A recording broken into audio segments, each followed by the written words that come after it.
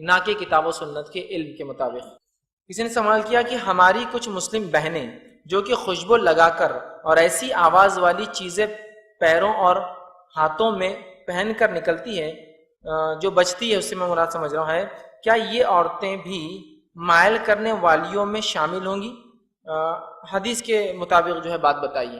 میں نے بہت ساری حدیثیں فحش، برائی پچھلی علامتوں میں بھی رکھی، اس علامت میں بھی رکھی۔ تو کسی بہن کا سوال تھا کہ ایسی مسلم عورتیں جو خوشبو لگاتی ہیں اور ایسی چیزیں ہاتھوں میں اور پیروں میں پہنتی جس سے لوگ متوجہ ہو سکتے، آواز ہوتی ہے، تو کیا یہ بھی مائل کرنے، مائلات وہ ان عورتوں میں آئیں گی جو مائل کرتی ہے اور مائل ہوتی ہے؟ تو یاد رکھیے نبی اکرم صلی اللہ علیہ وسلم نے خوشبو لگانے والی عورت کے تعلق سے اتنی سخت وعید کی ہے۔ افسوس در افسوس امت مسلمہ نے اپنے کلچر اور اپنے فیشن کے نام پر نبی کی سنت کو اور اس سخت وعید کو ترک کیا۔ آپ نے فرمایا حدیث کے الفاظ سنیے، آپ نے فرمایا وہ عورت زانیہ ہے، وہ عورت زانیہ ہے، وہ عورت زانیہ ہے۔ صحابہ نے پوچھا اللہ کے رسول کون سی زانیہ ہے؟ کہا جو خوشبو لگا کر گھر سے باہر نکلتی ہے۔ یہ صحیح روایت ہے۔ کتنی بار کہا؟ اور عربی زبان میں جب کسی جملے کو 3 بار کہا جاتا ہے نا تو وہ اس کی اہمیت اور اس کے مضبوطی کے لیے کہا جاتا ہے کہ بہت اہم بات ہے اور بہت پکی بات ہے۔ دوسرا، ہم جانتے شریعت میں زنا کا الزام لگانے والے پر کتنے کوڑے ہیں؟ 80 کوڑے ہیں۔ غیر الزام کوئی لگا کہ بھائی یہ زانی ہے، ٹھیک، یہاں رسول اللہ کہہ رہے وہ زانیہ ہے، وہ زانیہ ہے، وہ زانیہ ہے۔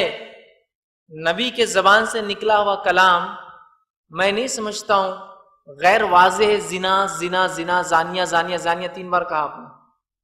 اگر رسول کہہ دے کہ وہ عورت زانیہ ہے تو مجھے کہنے میں کوئی حرج نہیں کہ ہاں وہ عورت زانیہ ہے جو خوشبو لگا کر نکلتی ہے، وہ زانیہ ہے اور وہ زانیہ ہے۔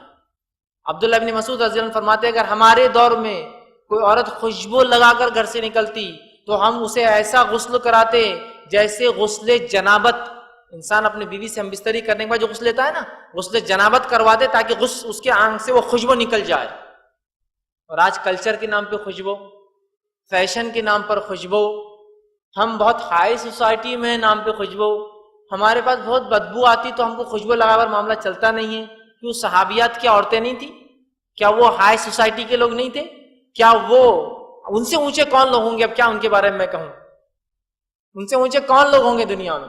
ان کی سوسائٹی، ان کا سماج، ان کا کلچر، ان کی بات چیت، ان کے آداب، ان کے اخلاق، ان کی شخصیت سے اونچا کوئی نہیں ہے دنیا میں، یاد رکھیے۔ انبیاء چھوڑ کر، یاد رکھیے، انبیاءوں کی بات کہہ رہا ہوں۔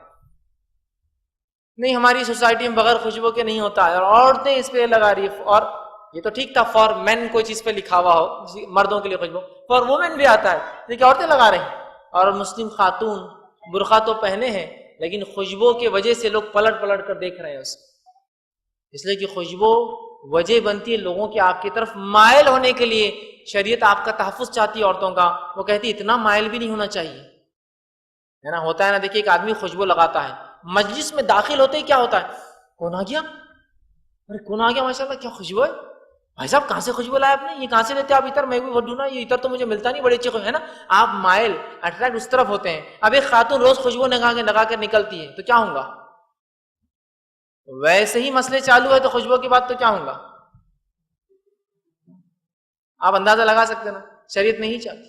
دوسرا، بجنے والی کوئی چیز ہاتھوں اور پیروں میں پہننا، قرآن نے اس کو منع کیا، اور قرآن نے کہا کہ وہ اپنی زیبائے زینت کو چھلکا کر نہ چلے، اور اگر اندر پہنتی بھی ہے، مطلب اگر سمجھو کوئی عورت ہے زیورات پہنتی ہے اور اندر پہنتی ہے، پردے کے اندر پہنتی ہے، تو ایسے پاؤں مار کر نہ چلے، ایسا تیز نہ چلے جس سے کیا پہنا ہے پتہ چل رہا ہے، مطلب اس کی آواز سے پتہ چل رہا ہے کہ اس نے کیا پہنا ہے۔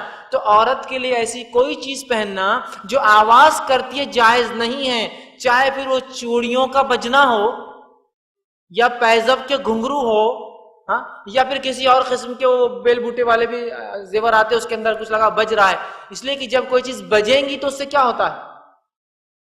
کیا ہوتا ہے؟ لوگ متوجہ ہوتے ہیں، کون؟ شریعت نے منع کر دیا۔ تو ایسی چیزیں اپنے جسم پر نہ ڈالے جو بجتی ہو، ٹھیک ہے؟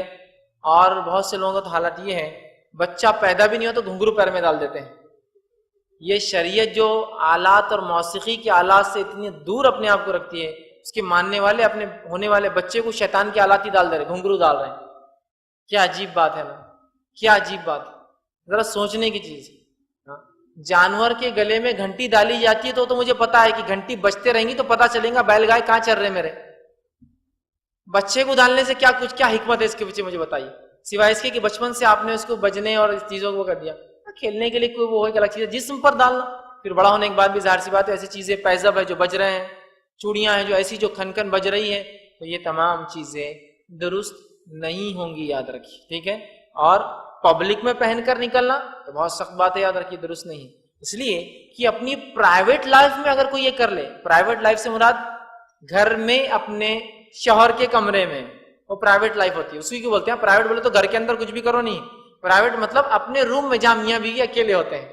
پرائیویٹ لائف میں اگر میاں چاہے کہ بیوی خوشبو لگائے تو لگا لو، چونکہ غسل جنابت لیں گی تو پھر خوشبو دھل جائیں گی، وہ ایک الگ زندگی ہے. لیکن پبلک لائف میں پہن کر نکلنا، گھومنا، یہ تمام چیزوں کی نہ خوشبو لگانے کی نہ بجنے والے آلات کی شرط اجازت دیتا ہے. اس لیے کہ اس سے لوگ متوجہ ہوتے ہیں اور بہت سارے شر اور فتنے اس عورت کے پیچھے لگ سکتے ہیں. شریعت نے اس کو حرام کر دیا عورت کے لیے پہننا. تو ایسی کوئی چیزوں سے عورتیں بالکل اجتناب کریں اور اپنے صرف کلچر اور فیشن سوسائٹی کے نام پر نبی کے اس جملوں پہ غور کیجیے. زانیہ کا الفاظ ادا کیا خوشبو لگانے والی عورت پر، اس سے بری کوئی بات ہو سکتی ہے کیا؟ اگر کوئی عام عورت کو بھی زناکار بول دے تو اتنا برا لگے گا اس کو کہ زانیہ کسی نے کہا. نبی کہہ رہے ہیں کہ وہ زانیہ، تین بار کہہ رہے ہیں، لیکن پھر بھی جو ہے وہ بولتے ہیں نا کان پہ جو بھی نہیں رینگتی. اس لیے بولتے ہیں کہ کان ایک حساس چیز ہوتی ہے، سینسیٹیو، اور اس پہ کچھ بھی چلا تو آدمی کو احساس ہوتا ہے.